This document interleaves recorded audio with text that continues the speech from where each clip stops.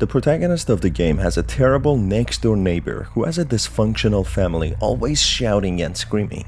As he tries to talk to the neighbor about the noise problem, strange things start to take place, with holes appearing on his wall, giving him a look into the next-door neighbor's apartment and the bizarre things that take place in there. Hi folks, I'm Ari, your narrator, and welcome to The Hole, which is a game made by the same devs of It's Just a Prank. I already made a video about the game, which you can watch by clicking on that link in the description. The story is based on the life of the developer's grandfather, who lived in an undisclosed Slavic country. Waking up looking at the huge Persian carpet on the wall, the first thing the protagonist thinks of is fetching himself a beer to start his day. Non-canonically, I will call the protagonist Dariush. Dariush lives in a typical Eastern European block of building, with his next-door neighbor always having domestic issues with the family always fighting each other. The apartment has a traditional feel to it, being seemingly in 90s or early 2000s, possibly being the time period the story takes place in. After getting his fix of beer, Dariush heats up his cereal in the microwave and eats it for breakfast, and then throws the trash bin into the chute. Eventually, Dariush wants to treat himself to some time relaxing while watching TV, as he has done too much work already, when the next door neighbor starts drilling, causing the TV to turn off. Достаточно. Тут сейчас я всуну тут и дрелю ему в глотку. Having enough of this, Dariush goes out knocking on the neighbor's door, where we get three different choices of approach. One being comedic, one being aggressive, and the other being friendly. Regardless to how the protagonist speaks to the neighbor acts hostile and doesn't respond back respectfully. Within the lines, the neighbor says something strange that all he hears from Dariush's apartment is whining, not expanding much more, when all of a sudden Dariush blacks out and goes back to his apartment. Things become more bizarre and strange when the protagonist finds a large hole drilled through his wall, giving a perfect look into the neighbor's apartment. For the sake of the video not getting demonetized, I can't say what really happens, but all I can say is that some intimate stuff happen. As soon as Dariush stops peeking through the hole, the time changes to night, with a lot more holes appearing on the wall, with everything getting surreal. Dariush, to avoid the view from the holes, patches them up using tape, being unclear how so many holes started to appear in the first place. It's not as if the neighbor would just drill through the wall for the sake of creating holes, which he doesn't even use for hanging things on. Right after the intimacy, yelling and screaming is heard when Dariush peeks through to see the next door neighbor shouting at his wife while she is on her knees crying. The protagonist, not having much choice but to endure, goes on with his day, trying to have more beer to calm his nerves. Strangely, there are more beer cans in the kitchen now, with many more being squashed and thrown around the house and the bathroom. Even though it's the evening now, Dariush heats himself up a bowl of cereal, just calling it breakfast. His house is in a state of disgusting mess, with pressed beer cans being thrown inside the toilet bowl even. It's the same story for Dariush over and over again. He throws the trash and has a friendly conversation with his neighbor, who threatens him physically instead of taking accountability for being loud. Even though Dariush asks him nicely to stop the loud screams and fighting, the neighbor tells him to get away from his door. Going back to his apartment, there's yet more yelling and shouting from the next door neighbor. To cope with this crappy life and neighbor, Dariush continues on drinking more and more beer, with more empty beer cans thrown all over the apartment now, including the living room. He turns the TV on, where we get some Easter egg from Bubba Bro's last game. It's just a prank, when the loud screaming from the next door neighbor causes the TV to turn off, with a child screaming and crying as well now. Что, ябаная? Прямо в тот самый момент, когда я хочу запать. Ну, добре. Брат усека послушали найлепших хитов неблагополучных семей.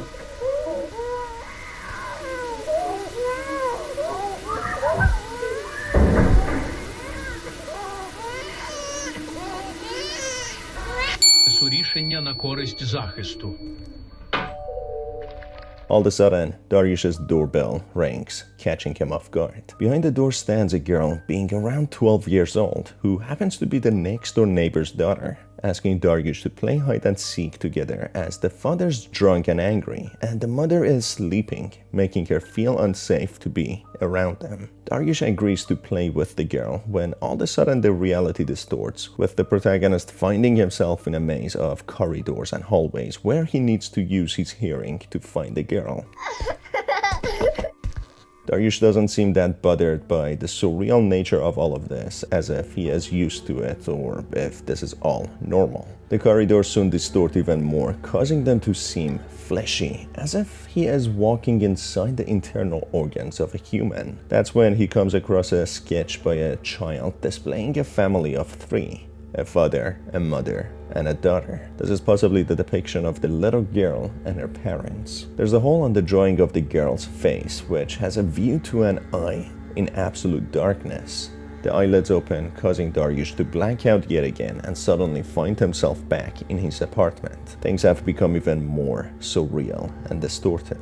There are more holes all over the apartment, as if someone is watching Dariush from any wall in the apartment. The beers have overtaken the place, with the fridge being full of cans, even hiding the bowl of the cereal. The protagonist all of a sudden feels like playing a tape, which he explains to be the only thing he has left over from his old man, the player. The outside window shows the neighboring buildings going up, as if the building Dariush is in is sinking. It's now obvious Dariush is in some sort of purgatory, stuck to repeat the same day over and over again, with his guilty pleasure, beer and alcohol, taking over his life. He doesn't remember what he has done to be punished as such, and he doesn't even know if he is in real life or not. Everything is repeating in a loop over and over again, with his memory wiped, just to suffer from the beginning.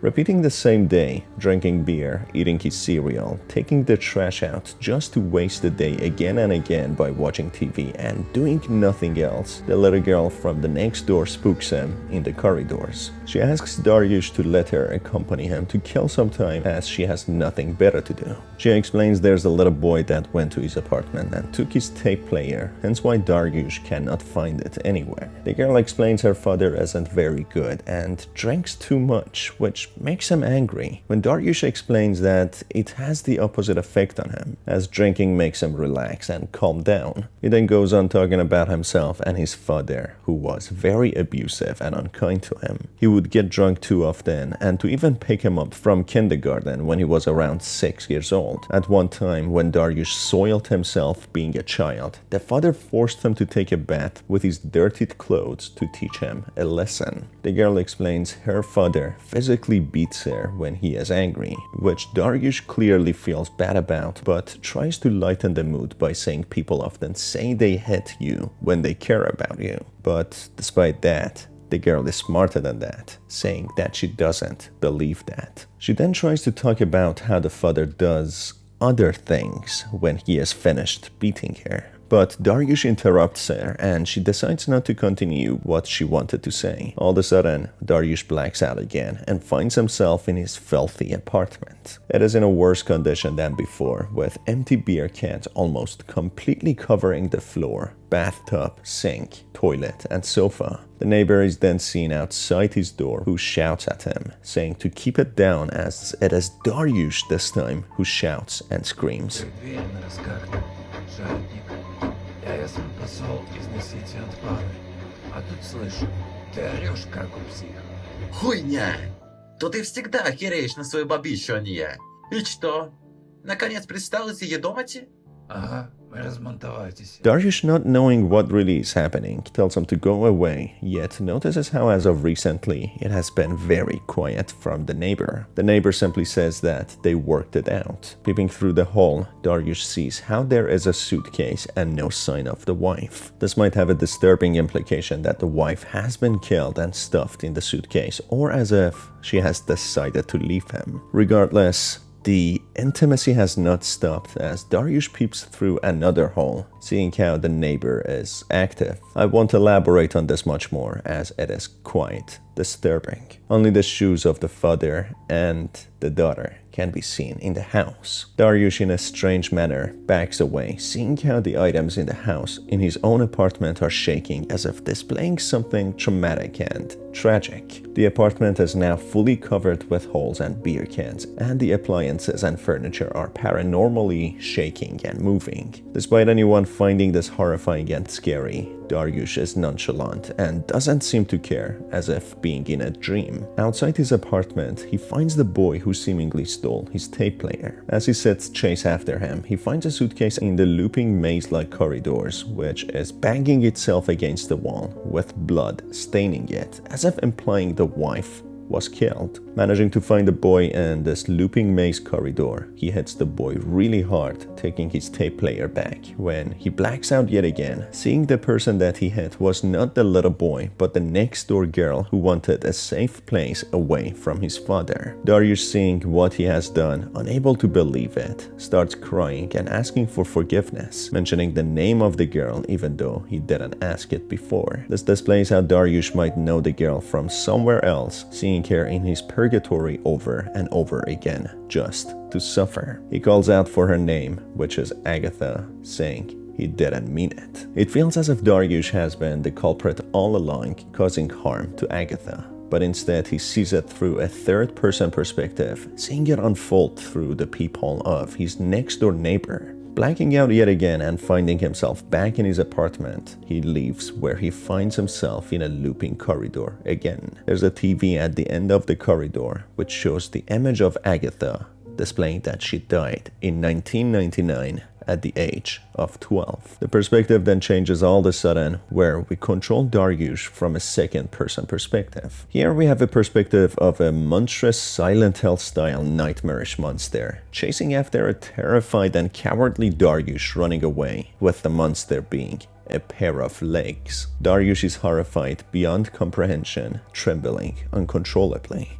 Eventually, he reaches an axe, which he uses to kill the monster. That's when we learn the true backstory of who Dariush is and why he is trapped in this purgatory. Dariush is seen manically walking in a loop, trying so hard to unburden himself of all the blame, putting it all on his wife and that it was all her fault. То она все разрушит. Моя жена, то чудовище. Она всегда мне доставала. Расставала-то все, что я дочекался. Она была чудовище. Ты видел ее? Та тварь. То была она. Я не се избивал от нее. Я сделал то, что нужно. То не я. Это она заставит меня. То ее вина. Агата. Она не должна тут быть. Я не желал, не. Кто такая Агата? Она была моя малая девчина. Мы самоуграли. Она все сейчас делала не так. Батька бы не оставил их мокрого места.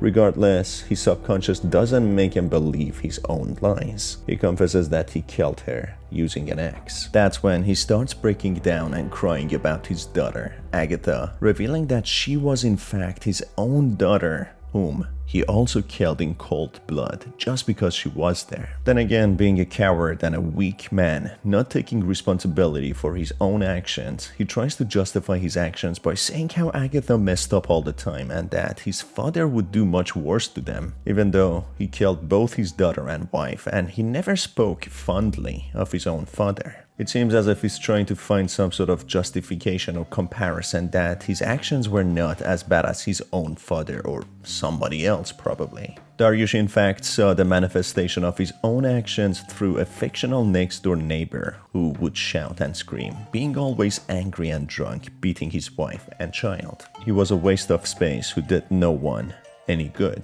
That's when we get two options, when Dariush is standing in front of a broken mirror which he has clearly punched, where his life could be taken or he could live.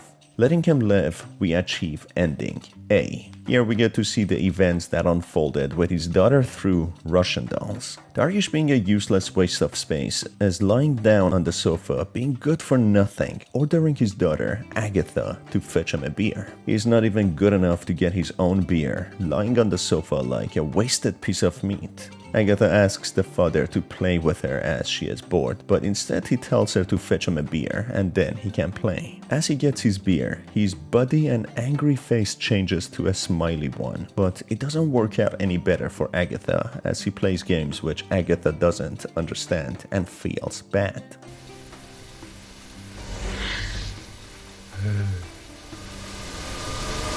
Mama nič to negovorí o našich igrách. Ja nehoću igrati. Nie, ne zadovoljajce ta igra. Chceš li ti mene slyšela, pivo? Tačo to mne jest strah nosi bolezlivoj. Strašno! Ja ti pokažu što je strašno. Ako ti tu čas ne prineseš pivo. No, pivo!